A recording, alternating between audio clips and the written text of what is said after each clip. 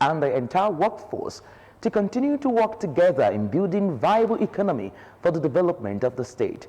Governor Abiodun stated this during his unannounced visit to the ministries, departments, and agencies at the State Secretariat in Okemoson, Abeokuta. Governor's Office correspondent Yusuf Ganiyu tells us more. The Ogun State ministries, departments, and agencies are responsible for delivering various types of government services to the people. It is for this reason that Governor Dapo Abiodun deemed it fit to visit the ministries, which include Minister of Finance, Minister of Information and Strategy, as well as Office of the Secretary to the State Government, Office of the Head of Service, and Office of the Permanent Secretary, Bureau of Political Affairs, unannounced, to check on their welfare and also to familiarize himself to the working environment of each offices. Governor Abiodun said moving round is an opportunity for him to feel their pulse and also to ensure that all that is needed to improve on their service delivery is generally addressed. The primary reason was to first check on them, and then whilst doing that, see what facilities they have or they lack, and just generally, apprise myself with how they are. That's not unusual. We work together. They're always in my office. And it's been a privilege for me to walk around and feel them, feel their pulse and see how they are. So I am quite happy with what I've seen. There are one or two things that I think that are lacking, and we're going to make sure that those gaps are closed. The governor also encouraged the state workforce and the political class to continue to work in tandem with the vision of his administration towards improving the well-being of the citizens. They are the first 11 that should be propagating our message. They are the ones that would be assumed to have keyed in to that vision of building an enabling environment for everyone to come and invest in Ogun State, which we know that will trickle down to individual prosperity. So, and I can see that they're all happy, they're all keyed in. Everybody, I made them at their desks working assiduously. And from time to time, I will continue to do that. The Secretary to the State Government, Mr. Tokunbo Talabi, and Head of Service, Dr. Nafiu Ayigoro, said the visit is a big surprise and encouraging. Today was a big surprise, and but also very delightful. And it strengthens the cord between His Excellency and those people who are on the streets doing the groundwork for him. I believe that it's also another flair in trying to make sure that the team stays together.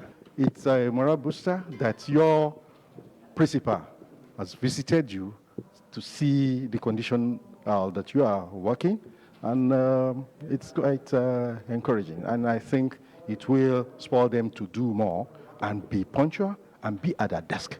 The governor's visit to other ministries, departments, and agencies continues. Yusuf Ganiyu, OGTV News. Ogun State House of Assembly has passed the year 2022 Supplementary Appropriation Bill of 100.251 billion naira into law, increasing the state's capital expenditure by additional 70.94 billion naira, while recurrent expenditure will now go up 182.48 billion naira, with a total of 100.251 billion naira additional revenue. The passage of the supplementary bill, which has now increased the initial 350.7 billion naira 2022 appropriation law to a new 450.98 billion naira, was passed at the plenary presided over by the Speaker, Right Honorable Olakunle Oluomo, at the Assembly Complex, Okemoson, Abeokuta. Correspondent Kolawole Osho covered the plenary. Details of his report are presented in this package. Following the presentation, the report of the House Committee on Finance and Appropriation, which was read by the Vice Chairman, Honorable Gani Oyedeji, who thereafter moved the motion for its adoption, was seconded by Honorable Haruna Wahab and supported by the whole House through a unanimous voice vote.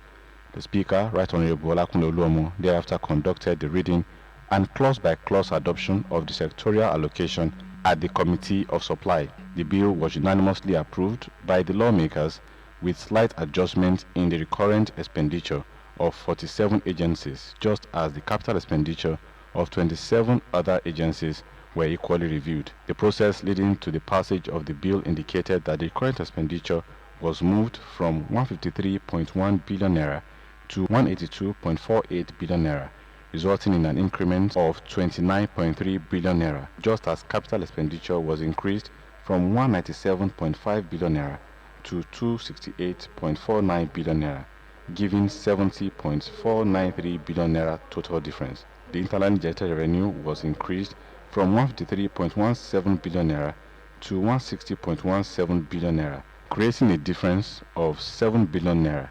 Opening balance was readjusted from the initial 10.31 billion naira to 35.08 billion naira, giving an increment of 24.77 billion naira, just as the total of 68.47 billion naira was added to the earlier approved 114.24 billion naira expected capital receipts, which resulted in 182.72 billion naira passed. The motion for the third reading of the bill was later moved by the majority leader, Yusuf Sharif, seconded by Honorable Ideji, and supported by the whole House, while the clerk and head of legislative service, Mr. Deji Adeyemo, did the third reading of the bill before the members.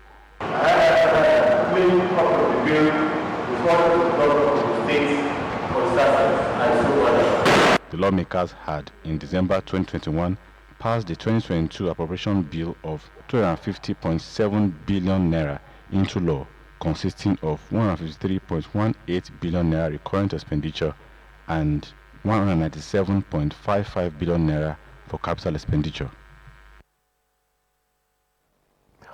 Federal Medical Center Abeokuta has received donation of medical equipment and consumables from an American-based agency, Project Cure. The donation worth millions of dollars was facilitated by the Joint Admission and Matriculations Board, JAMB, as part of its corporate social responsibility. Sheyala completes the report. The commissioning ceremony of the world-class medical equipment and consumables held at Telemedicine Hall of the Federal Medical Center at Abeokuta was attended by dignitaries. The commissioned equipment includes mattress, wheelchairs, digital X-ray machines, operating table, defibrillator machines, suction machines, endoscope machines, monitors, examination tables, among others. The Ogun State Commissioner for Health, Dr. Tommy Koka, represented by the Special Advisor to the Governor on Health, Dr. Latif Lawal, applauded the initiative, adding that the gesture will uplift the health institution. Some will be used for emergencies, and the consumables, of course, will touch all the beneficiaries one way or the other. So that will help the institutions to provide better care. In his address, the Registrar of JAMB, Professor Ishaq Oloyede, said the institution will continue to collaborate with relevant agencies in providing quality medical equipment and consumables as part of its corporate social responsibility. The intention of the board in the area of healthcare delivery is to support government efforts aimed at closing the huge gap in our medical infrastructure. The Chief Medical Director, Federal Medical Center Abeokuta, Professor Adewale Musa Olomu, expressed gratitude to the facilitator and assured that the equipment will be used judiciously. I feel extremely happy, not for myself, for my staff, for everybody that is working here, that we have equipment to work with. One thing is to monster professionals, but what are the tools that they're going to use to work? It's already available for us. And I also rejoice with the patients that will benefit from the use of these equipments and consumables. Yes, it makes life easy for them. Former President of Nigeria, Chief Olusegun Obasanjo, represented by his wife, Mrs. Bola Obasanjo, was full of praises to JAMB for the gesture, adding that the equipment will bridge the infrastructural gap in the Federal Medical Center at Abeokuta. Sheyi Alao, OGTV News. Dr. Adeleke Mamora, Minister of Science, Technology and Innovation, said the federal government would address the conditions of service of health workers in Nigeria. The minister said this when a delegation of the Nigerian Medical Association, NMA, led by the president, Dr. Uche Ojina, paid him a visit in Abuja. Mamora said the government would strive to improve the working conditions and the remuneration of health workers, especially medical doctors. He said the exodus of medical personnel, particularly doctors, to foreign nations had to stop. According to him, the government will do everything necessary to stem the tide of the migrating medical doctors. Mamura pledged to defend the interests of doctors and health workers, considering their strategic importance to humanity. Efforts to revamp the dwindling fortunes of the local government by the current administration in Ogun State have begun in earnest. The chairman of the Local Government Service Commission, Barrister Olivia Olubukola Onobanjo, dropped the hint in Abeokuta at the investiture of top echelons of local government administration in the state as fellows of Chartered Institute of Local Government and Public Administration of Nigeria. Fowora Adesonwo witnessed the event, which had 2 permanent secretaries on the investiture list. Hope is rising now, more than ever before, for the administrators and employees in the 20 local government areas in Ogun State. 7 top echelons of the local government administration in the state have sought and admitted as fellows of the Chartered Institute of Local Government and Public Administration in Nigeria. Local government employees in the whole country are expected to be members of this institute. This institute, as far as the law has been passed by National Assembly, any other thing is lobbying and proceeding. And we are working very, very fast to lock our doors.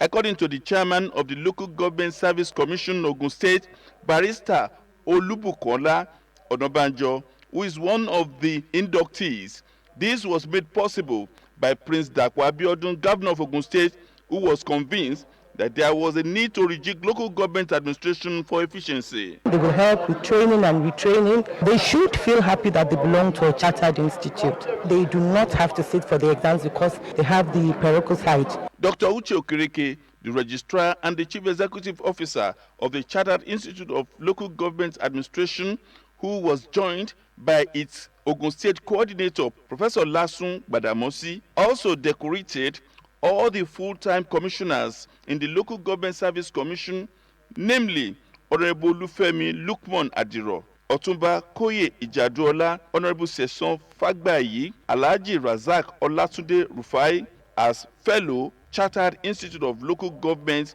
and Public Administration. Dr. Adeoluwa Oluseun Olufoobi, the Permanent Secretary, Local Government Service Commission, and Mrs. Olubukola Adenregun, Permanent Secretary, Local Government Pensions Board, were also inducted as fellows of the body. I just appeal to the various workers, the various cadre in the local government to make sure that they go on the professional way. The president signed this law so that we can professionalize the local government and train those who can confidently and competently man the local government structure in the country.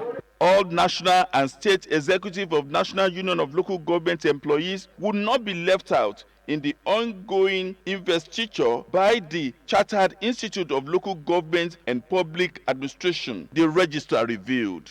Fowora Adesonwo, OGTV News. Still ahead on the news, federal government says hosting the 2022 UNESCO Global Literary Week will help Nigeria to advance. Abiodun has approved the appointments of Professor Oluwole Sikiru Banjo as Vice Chancellor, Taishulara University of Education, Taswed, Ijagun, and Dr. Adeoye David Odedeji, Rector of Moshood Abiola Polytechnic, Mapoli, Ojere, Abeokuta, respectively. The appointment of Professor Banjo as Vice Chancellor, Taishulara University of Education, takes retroactive effect from Monday, 2nd November 2020, while that of Dr. Odedeji as the Rector of Moshood Abiola Polytechnic takes reactive effect from Friday, 6th December 2019. In a statement by the State Commissioner for Education, Science and Technology, Professor Abayomi Arigbabu, the appointments, which shall be for a single term of 5 years only, shall be governed by such conditions as have been made or shall be made by the governing councils of both institutions. The statement adds that Governor Dapo Abiodun, while congratulating the duo, also wished them successful tenures in office. President Muhammadu Buhari has directed the National Agency for Science and Engineering Infrastructure, NASENIN, to produce more solar cells to boost the alternative power sources for use by citizens and organizations in Nigeria. The Chief Executive Officer of NASENIN, Mohammed Haruna, made this known to State House correspondents after he met behind closed doors with President Muhammadu Buhari. According to him, the President also directed the implementation of modular irrigation projects and the production of more farm implements to boost agricultural activities. President Buhari directed the agency to do more, particularly in the modular irrigation project that is commencing from Adamawa State, the solar cells production, and also agricultural implements. The federal government says hosting the 2022 UNESCO Global Media Information Literacy MIL Week will help to address the growing trend of fake news, misinformation, and hate speech. The Minister of Information and Culture, Alhaji Lai Mohammed, stated this in Abuja at the inauguration of the local organizing committee for the event scheduled for October 24 to October 31. Nigeria was given the hosting mandate for the global event last year in Paris. The minister said the decision to give Nigeria the hosting right was a testament to the fact that the country is a known strong advocate of media and information literacy. He said Nigeria's contributions towards the birth and the growth of MIL, especially in the West African sub-region, played a large role in UNESCO's decision to offer the country the right to host the event. Mohammed said the theme of 2022 Global MIL Week, as approved by UNESCO, is Nurturing Trust in Media and Information Literacy Imperative. He said the theme highlighted how media and information literacy could help in nurturing trust and countering mistrust. The minister disclosed that the event, to be held at a Sheraton Hotel, Abuja, would bring together over 193 UNESCO member countries who will participate physically and virtually. He said because the event required serious and meticulous planning, members of the local organizing committee were carefully selected. Adequate plans are on the way to establish more data capturing centers across the 6 geopolitical zones in the country to ease passport processing. Minister of Interior Rauf Aregbesola disclosed these as part of measures to address inadequacies in the administration of issuance of travel passports and to entrench international best practices. The minister was speaking in an interaction with the executives of the Nigerian Institute of Public Relations, NIPR, on strengthening collaboration to surmount security challenges. Do not keep any vital information about the state to yourself. Report everything that you find illegal, anything by whoever to the nearest law enforcement agent. We have a platform now that's free to all Nigerians. It's called Gen Alert. The general consensus we came out with is the fact that we all agreed that this country has not been doing like this today. We ought to be competing with the best out there. And we believe once we are able to come together, ask ourselves the necessary questions, we should be able to retrace our steps and go back to those who know this. The Nigerian Institute of Public Relations also commended the giant strides achieved in critical areas of the economy by the current administration. The Independent National Electoral Commission, INEC, has projected a voter population of about 95 million for the 2023 general election in the country. INEC Chairman Professor Mahmood Yakubu said this at Election Security Management Training in Abuja, organized by the Nigerian Police Force for its agents and other security personnel ahead of the 2023 general election. The figure, Yakubu said, was 20 million higher than the combined voter population of the 14 other West African countries in the sub-region. Yakubu indicated that the election preparations, deployment, and implementation constituted the most extensive mobilization that could happen in a country, whether in peacetime or wartime. He said in Nigeria, it involves the recruitment and training of staff and managing the logistics for their deployment to 176,846 polling units spread across 8,809 electoral wards, 774 local areas, and 37 states of the Federation and the Federal Capital Territory, FCT. It also involves a projected voter population of about 95 million for the 2023 general election, which is over 20 million more than the combined voter population of the other 14 countries in West Africa. The INEC chairman said that ensuring the safety and security of voters, election personnel, and materials, candidates, party agents, observers, the media, and transporters was paramount. He said that the responsibility have become more challenging in the context of the current security situation in the country. He expressed gladness that the police, as the lead agency in election security, had once again demonstrated its leading role by convening the workshop. Islamic faithfuls have been enjoined to keep building a close relationship with Allah while following the tenets and teachings of Islam in all their endeavors. These were admonitions from Islamic clerics during the first Jumat service in the Islamic New Year. Komisola Shokoya's report is presented in this package. Muslim faithfuls thronged various worship centers to observe the first Jumat in the new Islamic year. The new year known as Muharram, which began on the 30th July 2022, necessitated the visitation to various worship centers for the first Jumat service.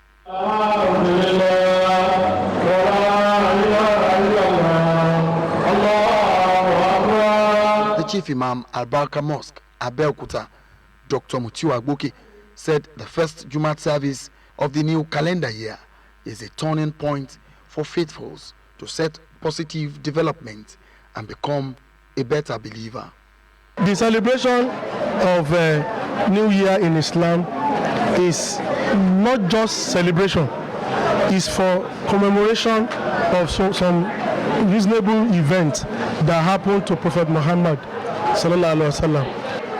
We should know that God, our creator, is the owner of our life. He controls it. Anytime he asks us to do anything, we should not look back. Just like Allah commanded the Prophet to, emigrate from Mecca to Medina. Other clerics, however, advised various faithfuls to continue to be their brother's keeper and never relent in their prayers for a better Nigeria. Let us assume that everything going in Nigeria is a test from Allah Azza wa Jalla. And by the time we continue to pray for the steadfast, to continue to have the full patience to endure whatsoever condition or situation that befall us, Allah will surely change the situation. It's a moral lesson to all of us that the way Muhammad sallallahu alaihi wasallam performed the journey from Medina to Mecca is like you have to have a kind of rebirth in your life. Be nice, be humane, and be humanity focused in whatever you do. Prayers and thanksgiving were offered as they commit the beginning of another new journey into the able hands of Almighty Allah. Music as a moral booster for military officers and instrument of parade will help build military-civil relationship and contribute to nation building when properly deployed. Chief of Naval Staff Vice Admiral Awaz Zubair Gambo made this known while declaring open the 2022 annual Nigerian Navy Band Conference held at the Riaza Hall of the Nigerian Navy School of Music, OTA, in Ogun State. Matthew Shomi completes the report.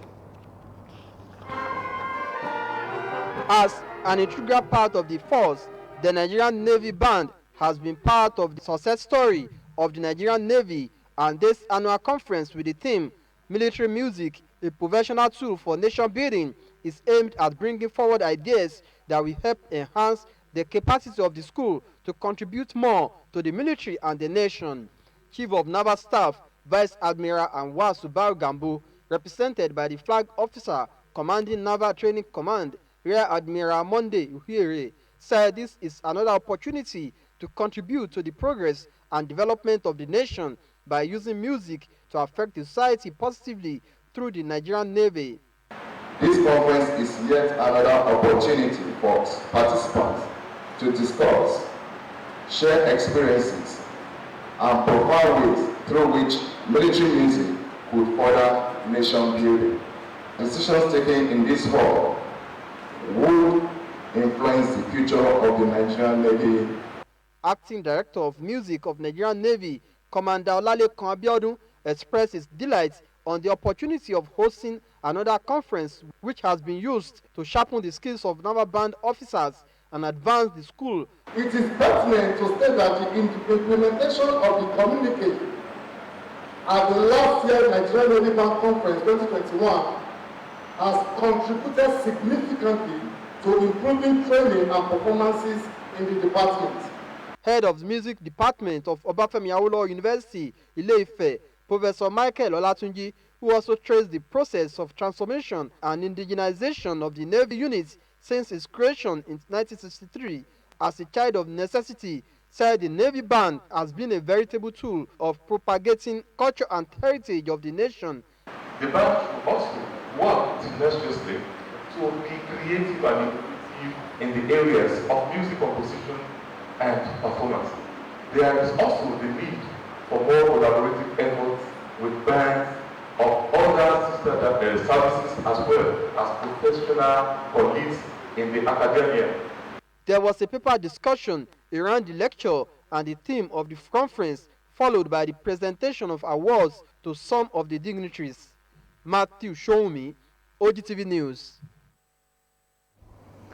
He was a Nigerian magician.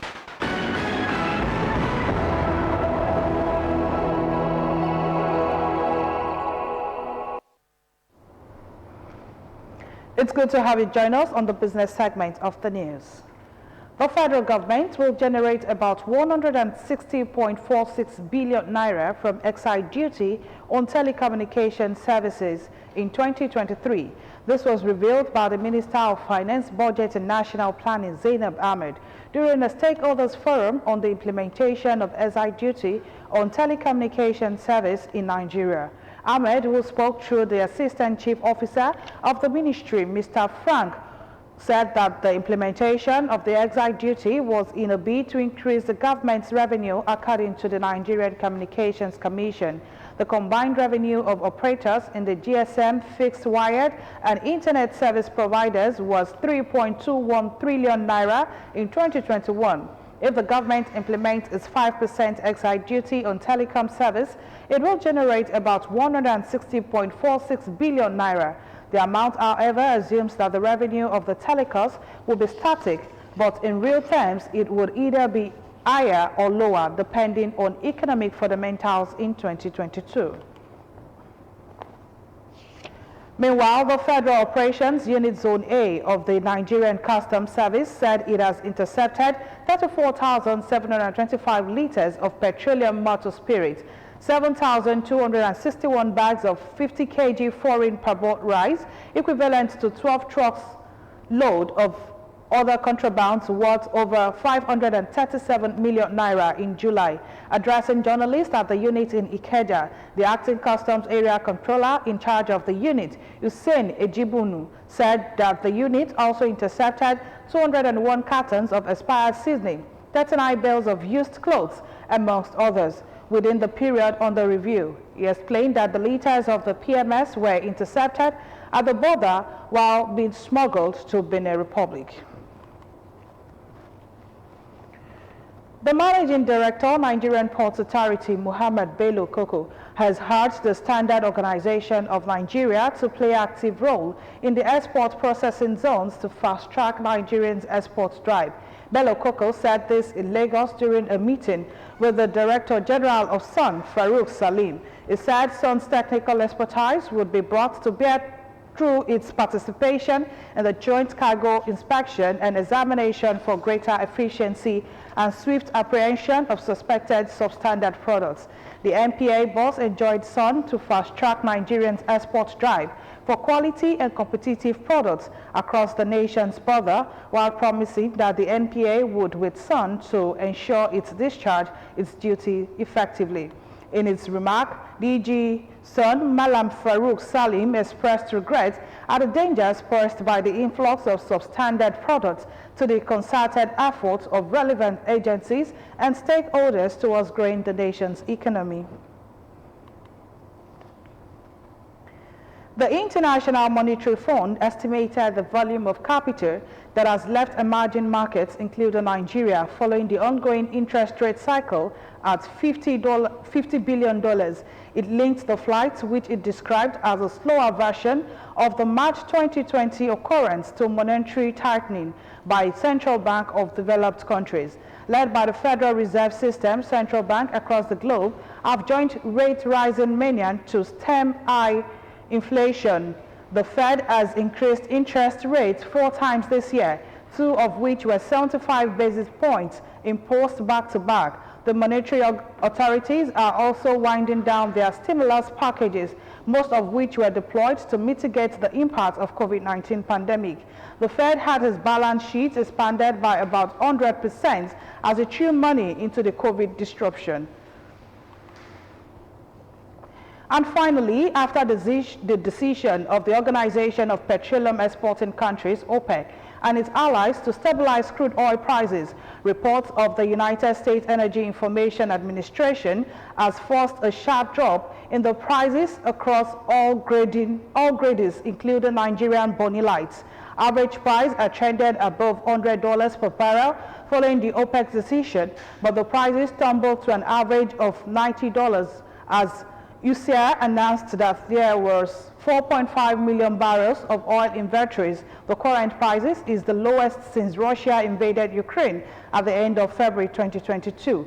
Gathered that this could temporarily hinder or delay the efforts of OPEC to achieve stability in the volatile global market. And with that, we've come to the end of the business segment of the news. We now go back to Ido Fabajo for the rest of the news.